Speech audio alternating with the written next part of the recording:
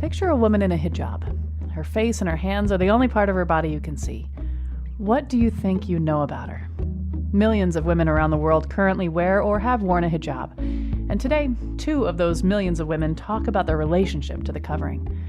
When wearing a hijab became a requirement after the Iranian Revolution, one woman of the Jewish faith struggled to adapt and came face to face with the morality police. She said, "You bloody it's because of women of you that you cause social corruption on the streets of our cities." And you'll meet a black Muslim woman living in the United States who sees her hijab as a powerful demonstration of faith. Hijab has always been the banner of Islam. Even though it comes with extra responsibility, I think about that as I interact in the street. I'm Kyone Wolf. That's coming up next on Audacious.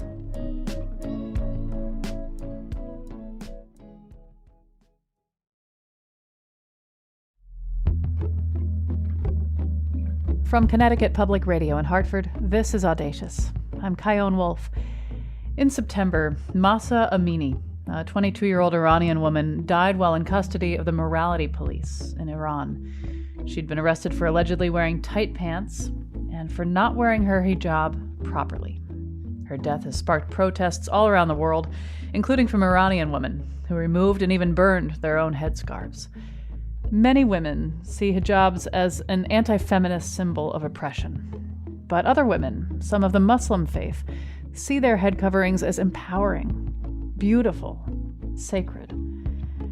Today you're going to meet 2 people who've had very different relationships, experiences, and histories with these coverings. One woman grew up in the hijabi Muslim faith, and it's a foundation of her religious beliefs.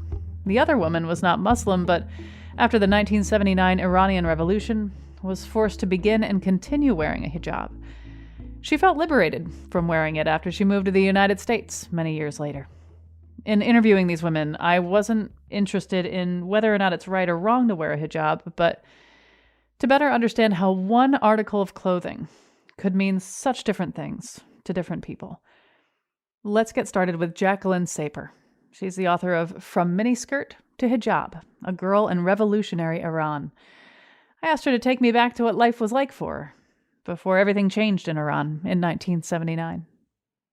I grew up in the 60s and 70s in Iran. I was born in 1961 when Jacqueline Kennedy was the First Lady of the United States. So that's why I was named Jacqueline. So you can see how pro-Western and pro-American the country was. My father was a university professor, which at that time, because illiteracy rate, I believe, was 40% and much more higher among women, it was a very prestigious position to have. And I am typical. I am Iranian, but not the average Iranian mainstream, because I come from a Jewish family, which was a minority in Iran. And although the Jewish people have been in Iran since biblical times. And I also have and had an English mother. So in Iran, they called me a dorage, literally meaning having 2 veins. And in my book, I mentioned I was a minority within a minority. And that helped me I believe it helped me have a deeper sense of analyzing people and situations, because I spent every summer in England and I was like a chameleon. I was bilingual, bicultural, and I grew up with very devout Muslim maids, home help, who were my second mothers, because my mom was a career woman. And through them, I understood and learned a lot about Islam, Islamic salutations, which helped me greatly after the revolution.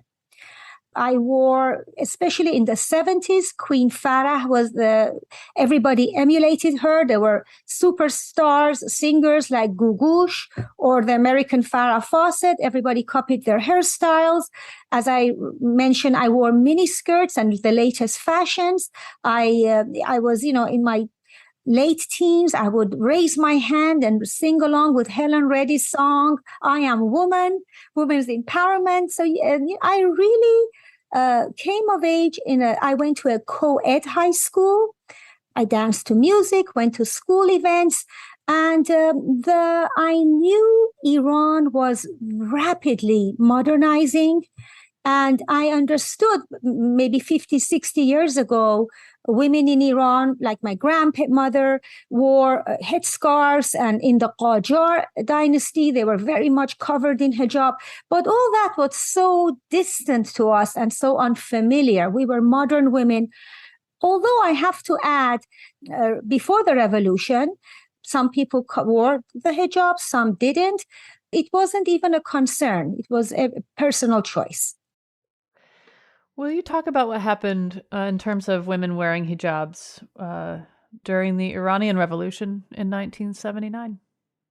In 1963, the Shah of Iran had some reforms called the White Revolution. Among them was the right for women to vote. And that's 8 years before women in Switzerland had the same right. That's how modern it was. And Ayatollah Khomeini, a cleric who was strongly opposed this and many other reforms. And he was exiled to the neighboring country of Iraq. And he remained there for 14 years opposing the Shah, the king. And then in 1978, he went to France, where he was given political asylum. And from there, he steered the revolution. In those days, obviously, there were no internet or social media. So he recorded his sermons on cassette tapes and leaflets, and people gathered, and quickly it got momentum. Of course, there was a movie theater in Abadan, south of Iran, that was set ablaze. Over 400 people were burned, and they blamed them on the Shah. So basically, January 16, 1979, the Shah of Iran left for good. And 2 weeks later, on February 1st, 1979, Ayatollah Khomeini returned to Iran on an Air France airplane.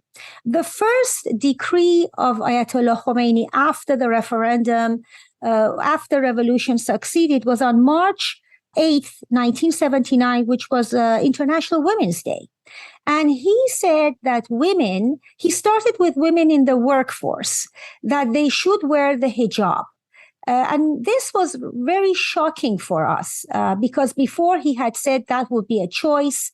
And as a modern girl who had always dressed the way I wanted, and, this was scary.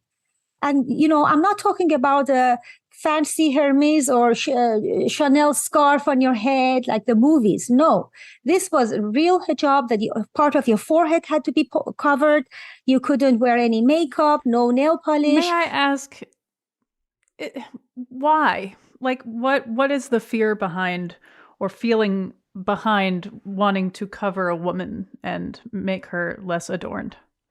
The hijab is a constant visible reminder of the supposed sin of being a seductive woman in need of being held down. Women are deemed untrustworthy who could seduce men.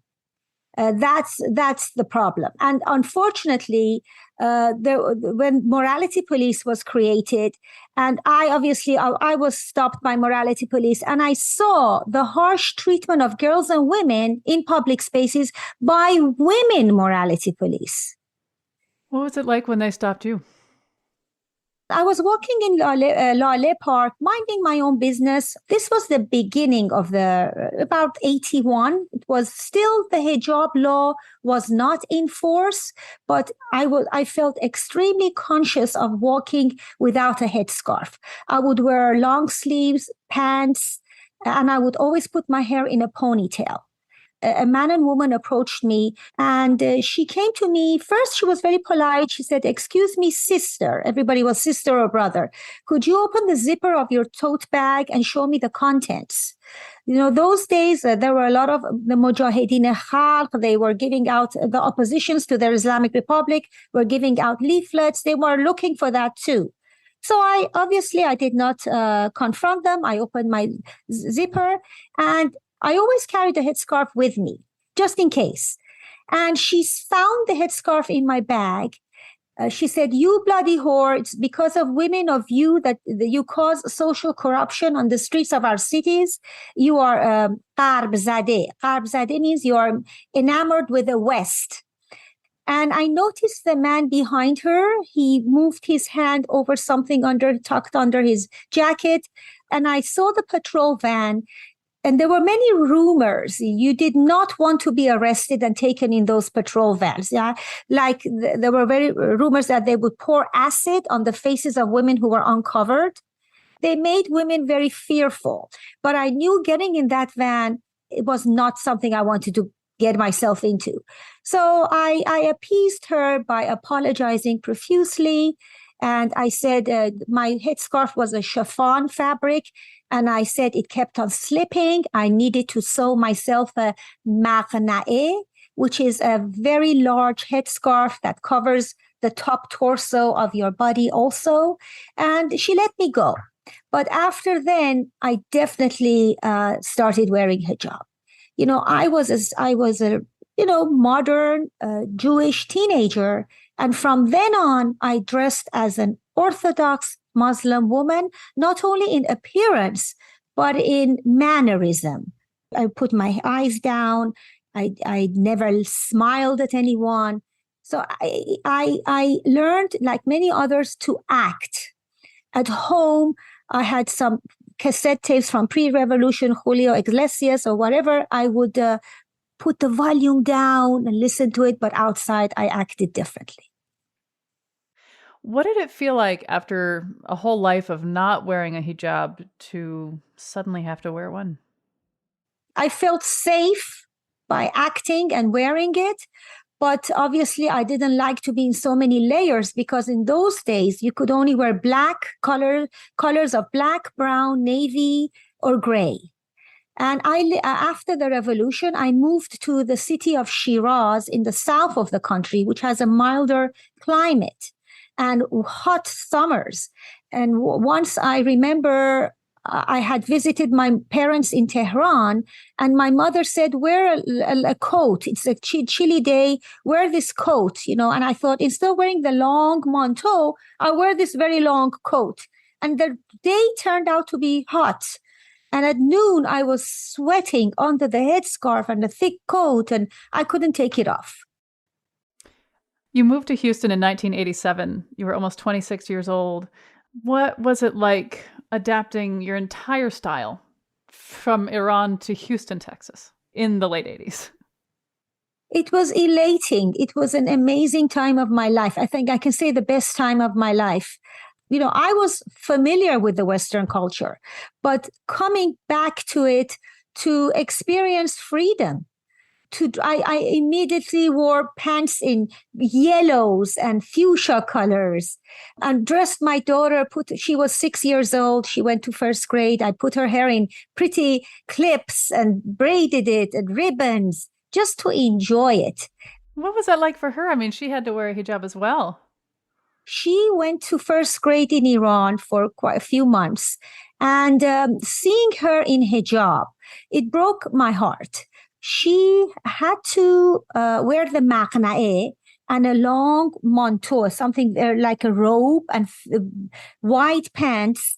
And when I took her to school, all the little girls, of course, it was segregated, gender segregated, girls' school and boys' school. All the little girls looked like a sea of just unanimously all looked the same until they turned their head. You could see a little round face to see who they were. She was being indoctrinated into radical Islamic fundamental beliefs. For example, she would line up in the before class, and they would hold their little fists up in the air, crying, shouting, "Death to America" and "Death to Israel." Without knowing where these places were, she learned to hate them. Then once we were flying from Shiraz to Tehran, it's about an hour flight, an hour and a half. At the airport, there were lots of posters of clerics, and she would go up to them and kiss them. And once she said the teacher drew a bottle on the chalkboard, a bottle of wine or something, because alcoholic beverages were illegal after the revolution, and they wanted to see who had this in their homes. So these little things, and she, as I said, Shiraz had a warmer climate, and the back of her neck had a rash, and I couldn't do anything about it. But the good thing is, when we came to Houston, to the United States, she completely, maybe because she was so young, she completely acclimated. And I think it's because she was just 6. She went to an American school and she wore cowboy boots, and it was a quick turnaround.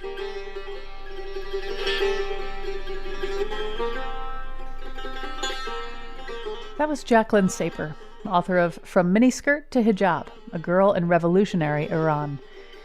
The music you're hearing is Piraye Porofar. She is an Iranian tar player and composer, and she studied with all the greats when she entered the National Music Conservatory of Tehran at age 9. At the time of the Iranian Revolution, she took her music to Spain, and then in 1982 to the United States. In California, she became the music director of the Nava Ensemble, and later she co-founded the Leon Ensemble. When we get back, hear Jacqueline's reaction to the death of 22-year-old Mahsa Amini, which sparked worldwide protests. Then meet a Muslim woman whose hijab is a direct and beautiful connection to her faith. And by not showing anything but her face and her hands, it puts people in a position to learn more about her character. It invites people to actually find out who I am, because they can't judge me directly and completely by the way that I look. I'm Chion Wolf. This is Audacious. Stay with me.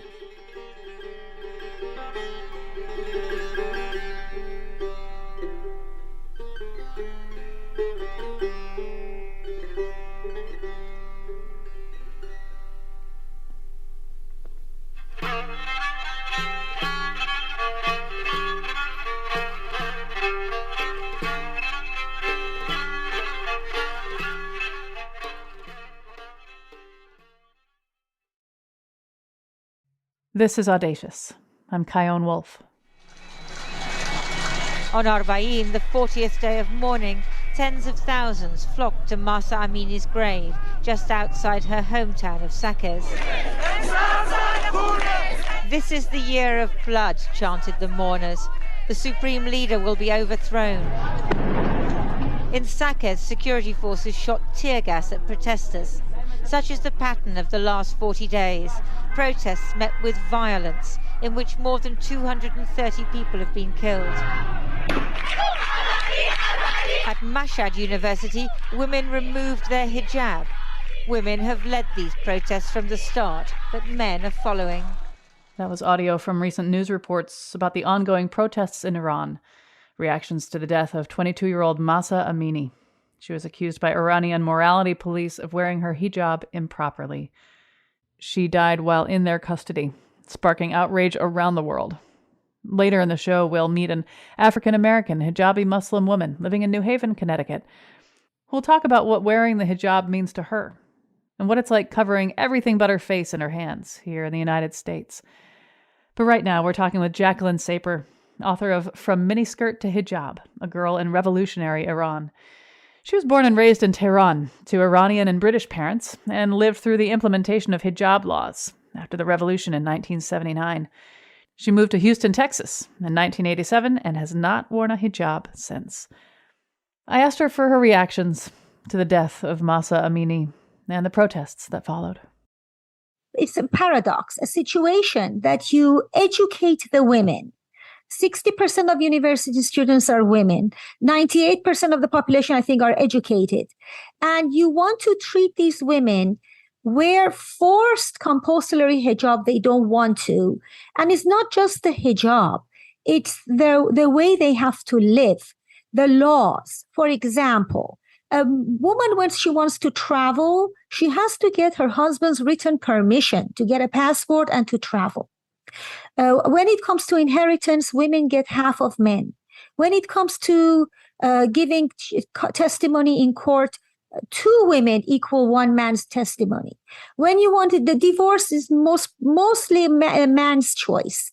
And a woman can have the custody of her son after divorce only for 2 years and has to give up her son, and a daughter till 7 years.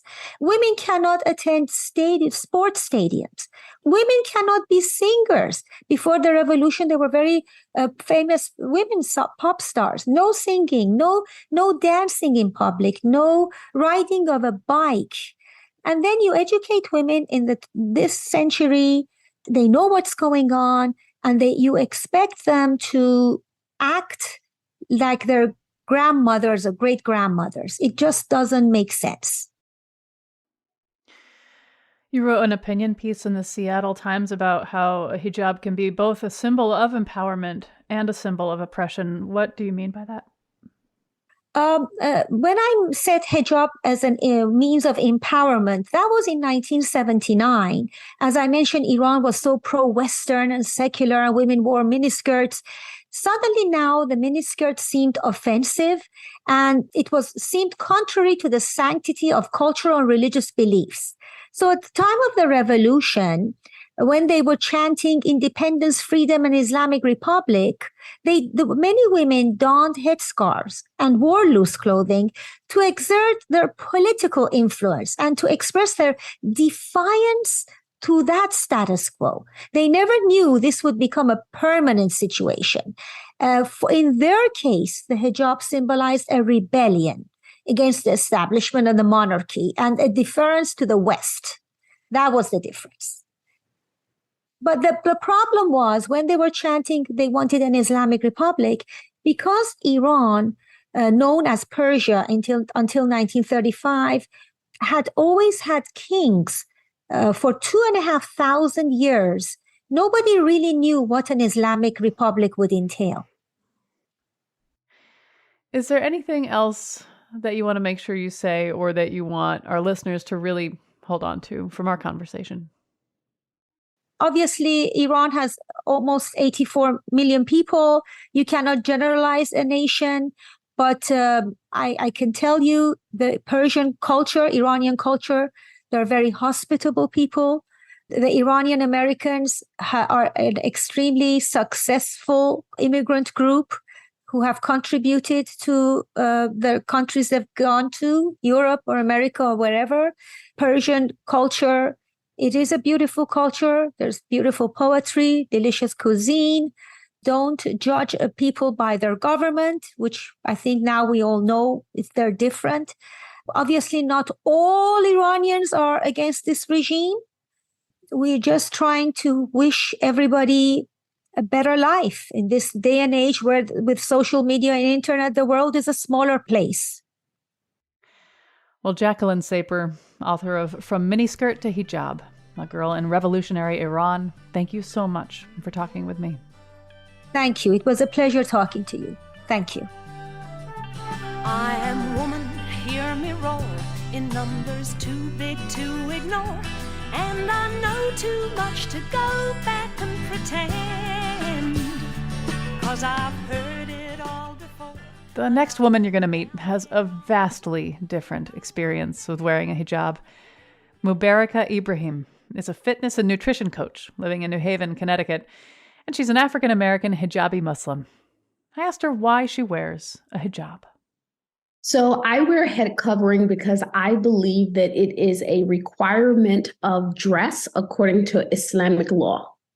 We could put lots of sort of subjective reasons around it, but that really is the basis of why I get up every morning and put it on, because I believe it is something that is commanded by God. When you do think about subjective reasons for it, what are some of them? Subjectively, when I am seen with a headscarf, that it garners a certain amount of respect among a lot of people. I think that it also takes away the idea of, I think I look beautiful in a scarf, but I agree.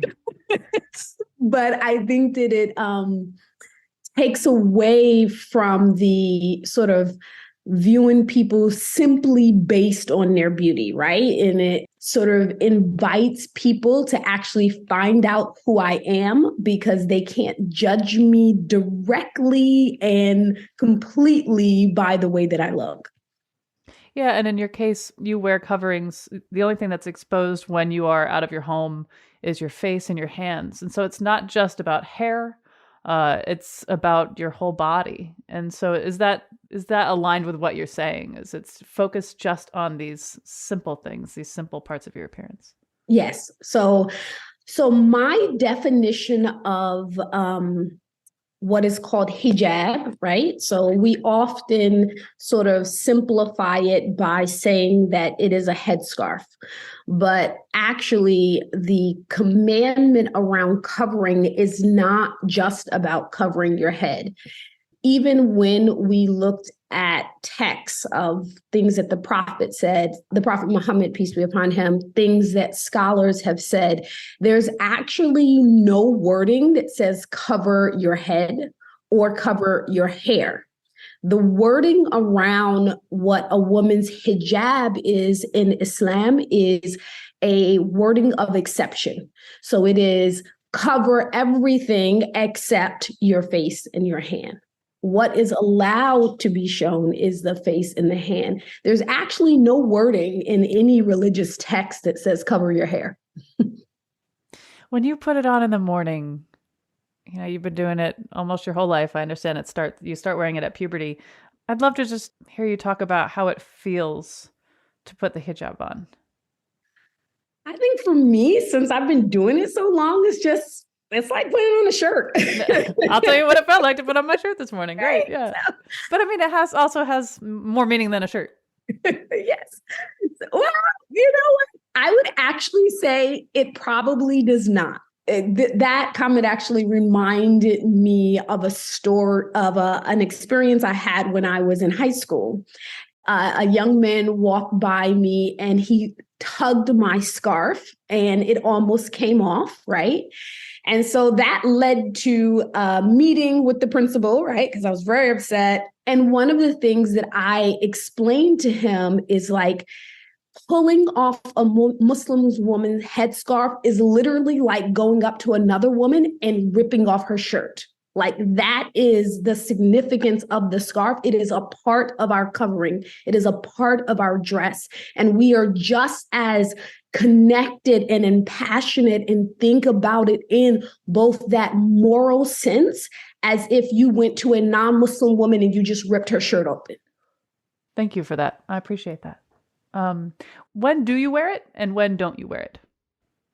So anytime that I am anywhere where a non-related male, so what we call a mahram, right? Men who would be legally permissible, Islamically legally permissible for me to marry, anytime that I may be viewed by them. So whether it's in the house, whether it's outside, so if my husband has friends over, they are non-related males, then I will have my scarf on in my house. If I am in a situation where every male around me is related to me, so for example, I remember once we had a family vacation. I come from quite a large family. It was me, my 4 sisters, all of our children, probably about 20 of them all together. My sister's husband actually was ill at the time and he could not come. And so my husband was the only male that was not blood related to me, right? But we're related by marriage there. And my sisters cannot uncover in front of my husband. So I was me and my mother was the only adult women who could stay uncovered the entire time because my nephews, I can't marry them, my sons and my husband was there. So I could frolic around in short sleeve shirts and no scarf on. And my sisters are like, oh. Now, when you're doing this, like you're looking at who's around you and you want to make sure that you're faithful to the words that you live by. Are there ever times where you're like, ugh, I have to cover up. Can he just go, Absolutely. And you do find yourself in those situations. So in Islam, we can marry our cousins, right? So this is somebody that you would have to cover in front of, right? In most Western countries, Muslims don't marry their cousins, but it's quite common in Middle Eastern and East Asian cultures. So when we're around our cousins, we still have to cover. So I have 4 children, 3 boys and 1 girl. And I remember when my daughter, when she was first getting into puberty, one of my sisters asked if my nephew could come spend the summer with us, right? He would be my daughter's cousin. And I actually said no. I said no because I didn't think that it was fair that she would have to stay covered all the time because her cousin was staying with us. It's okay for him to come for a weekend, that's not too much to ask. But no, he could not actually come stay for 2 months because I thought that was unfair to my daughter. And in complete transparency, there's many hot summer days or good hair days where you're like, oh, I look cute if I only did not have to wear the hijab. We have those days. We do. Right now we're talking and you have a beautiful like royal purple hijab on. And I've seen you with so many other with bright pink, patterned olive green with white threads woven into. How many do you have? Too many. Too many. I have, wow. So I have a lot of hijab. I probably have at least 50. Now, how do you collect them? Like, where do you get them? You know what it is? Hijabs for Muslim women is literally like non-Muslim women having shoe obsessions. Like you get a hijab, you love the hijab. And even though you get new hijabs and you don't wear that hijab for a year, just knowing that it's there and it's beautiful and that you can put it on. So you just sort of, oh, there's a nice one. Let me buy it. So you just keep buying and buying. And next thing you know, it's no longer hanging on. We buy tie hangers that men normally would put their tie on. We use those for hijab. And then it becomes a big wooden basket filled with hijabs. And what defines a hijab? Like, could anything be a hijab, or is it a certain like length or material? So anything could be a hijab as long as it's long enough to, fulfill its purpose. So you can pretty much make any piece of material out to be a hijab. When we were talking earlier about, having certain men you must cover up around and certain others you don't.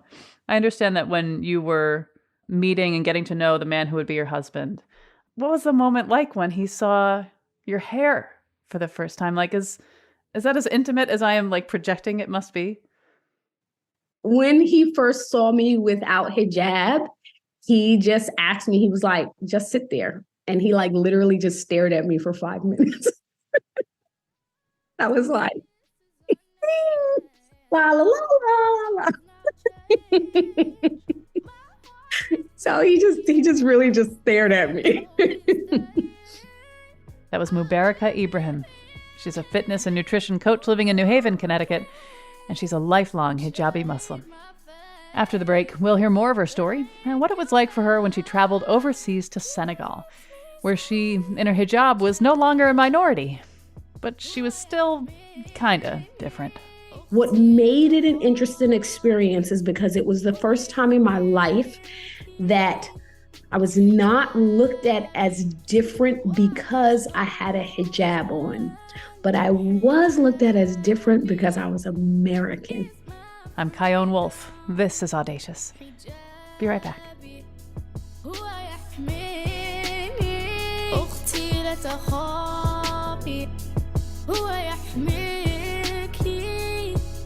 حجابي what I've chosen حجابي is my freedom.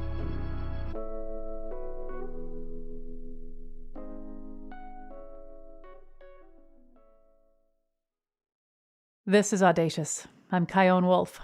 We're meeting two women today who've had very different relationships with hijabs.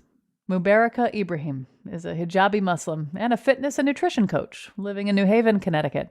She's such a motivational and insightful presence. She's even been on the Oprah show. I wanted to know if she'd ever spent time in a majority Muslim country where she could move around in her hijab and not have to feel like an outsider.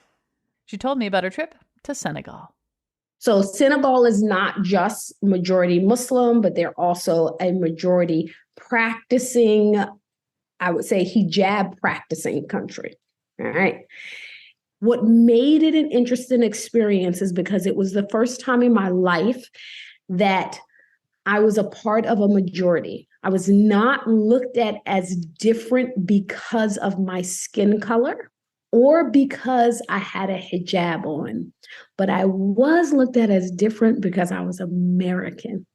So that was interesting. So I can't go anywhere and like totally fit in. Was it as soon as you opened your mouth? Yeah. So I went with my daughter. They actually, because Senegalese are dark and we are dark skinned, they thought at first glance that we was actually Senegalese. But when we open our mouth, they would immediately know we were not Senegalese. And we had spent, a friend of ours was taking us around, and it was really interesting because when we went to certain things, he was like, don't talk. He was like, as soon as you talk, they're going to charge us double. He was like, let me do everything.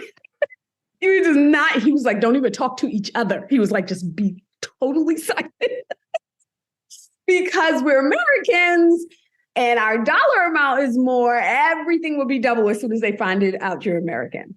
And then when we were not around people who we were doing, business with, and we were around just regular Senegalese, they're like, oh my God, you look like a Fulani. You look like, right? They were just trying to identify what tribe we would be in.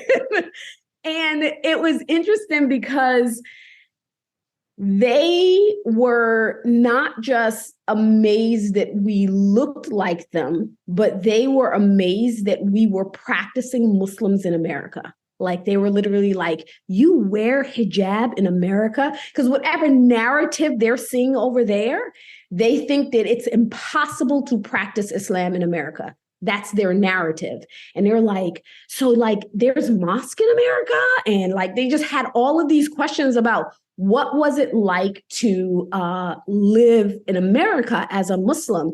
In fact, on my way to the airport, the driver that the tour company hired to take me to the airport, he was just like, you're American? He was like, so like, do you know how to say Quran? And so like, if I had gotten that question from a taxi driver in America, I probably would have been a little offended. Like, you in America, you know better. But I could tell that he was like genuinely curious, like, is your version of Islam the same version of Islam? And so he actually asked me to recite some verses from the Quran, and I recited verses, and then he recited verses. So in the chapters, right, there's a sequence to it. So if you know this chapter, we sort of like went back and forth in song, and he just was like so fascinated, like it's the same type of Islam. What I'm hearing you say is that no matter where you go, in Senegal, they were trying to identify what tribe you were from. And in the United States, I know that people ask, no, but where are you really from? And you're part Cherokee and African American. You are like as American as it gets, but people are trying to figure you out wherever you go. Everybody want to put you in a box. Yeah, in a way that I'm not. I do not face that in any way, shape, or form to the degree that you do. How does it feel for people to have this dynamic with you always?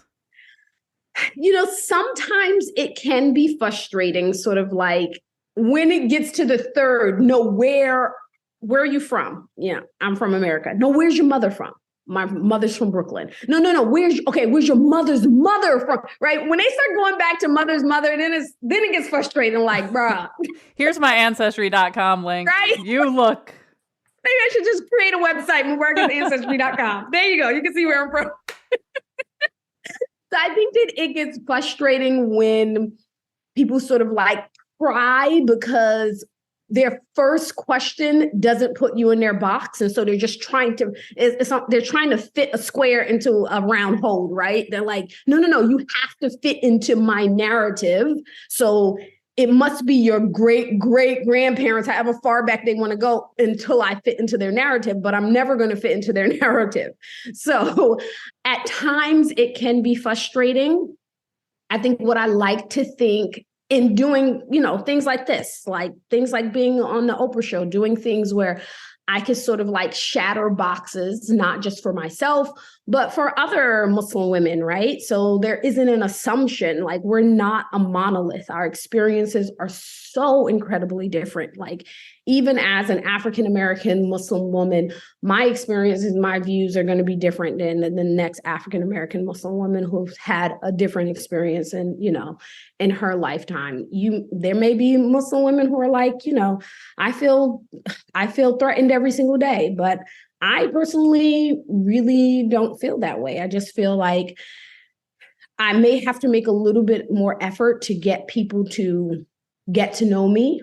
And that's also one of the reasons why I tend to be very vocal, right? Because if I'm quiet and you're just judging me based on what your box is around what I look like, that may be very different than if I actually used my voice to tell you who I am. And there's also this dynamic of what you look like tells you, like, it really does tell people something about you. It does speak to your values. It does speak to your religion and your faith and so much more about you. And at the same time, you are also more than your hijab. You are so much more than just one thing. And that there's that tension too. Absolutely. Absolutely. I think that's some of the things that people assume in terms of sort of a dedication to faith, my beliefs. Certainly hijab has become, and it has always been, the symbol of Islam.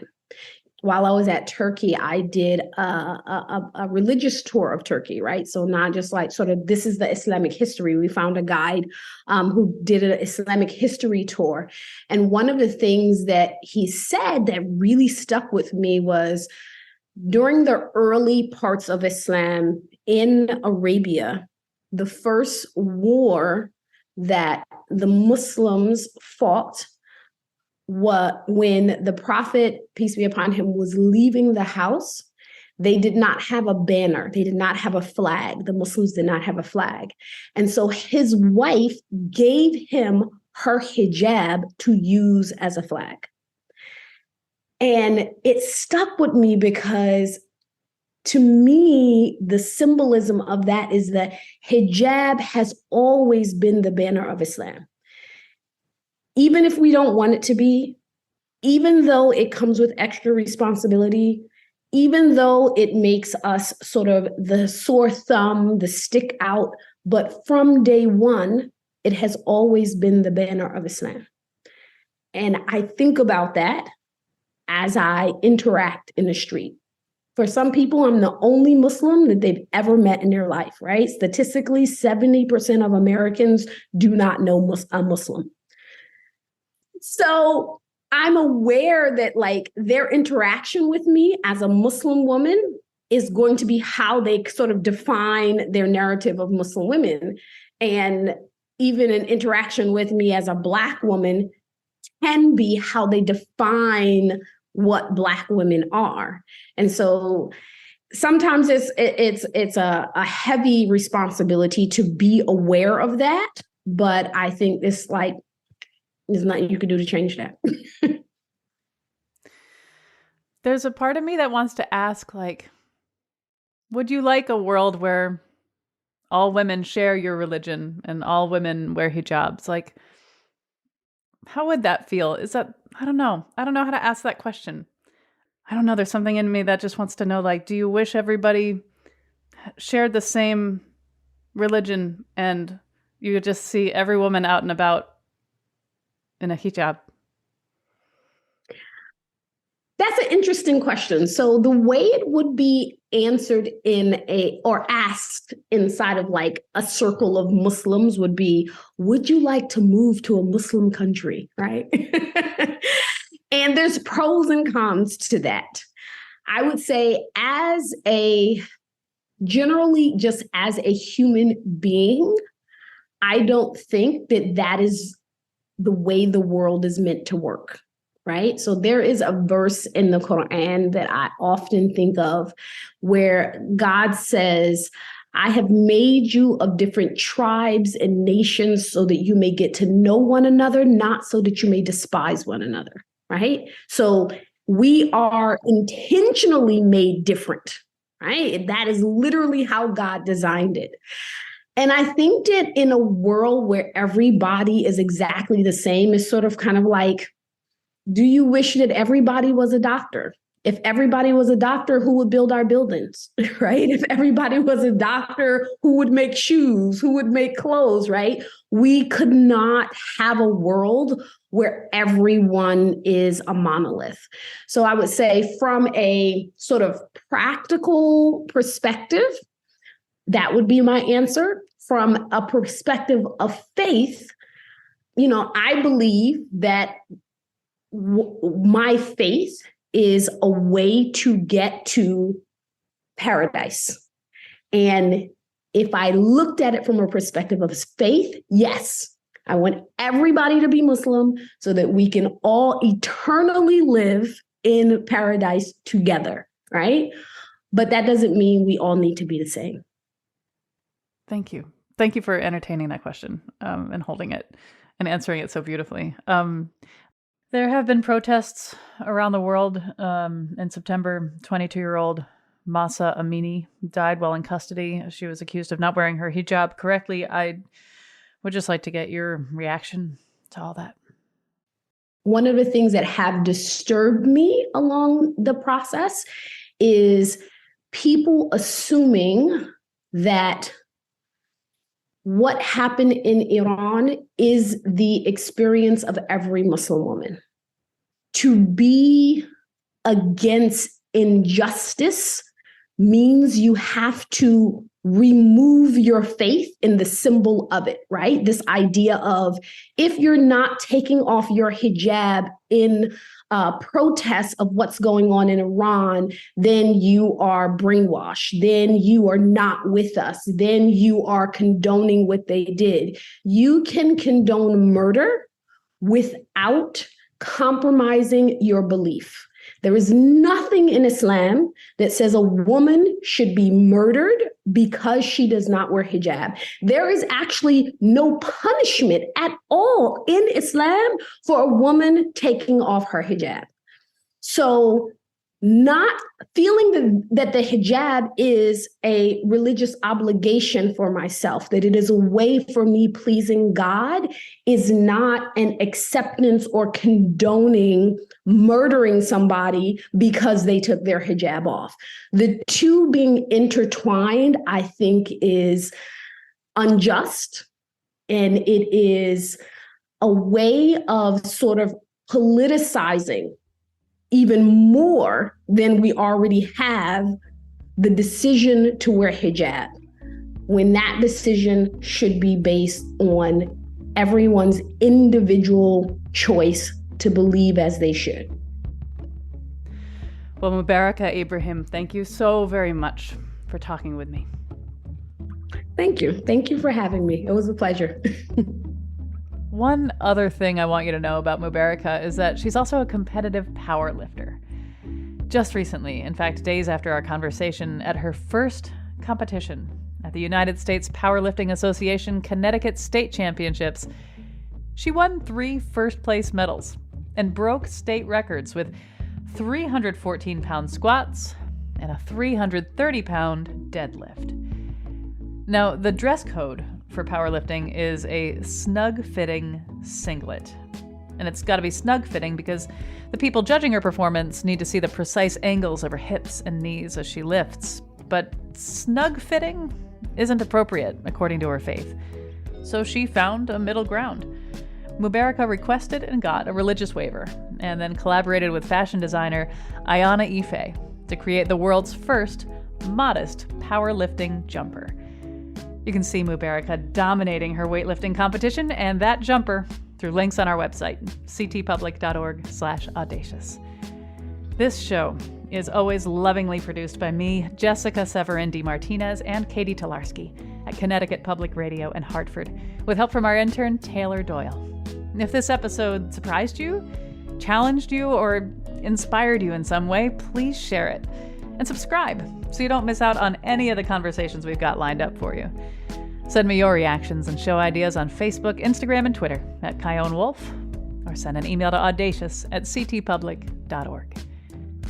Thanks for listening.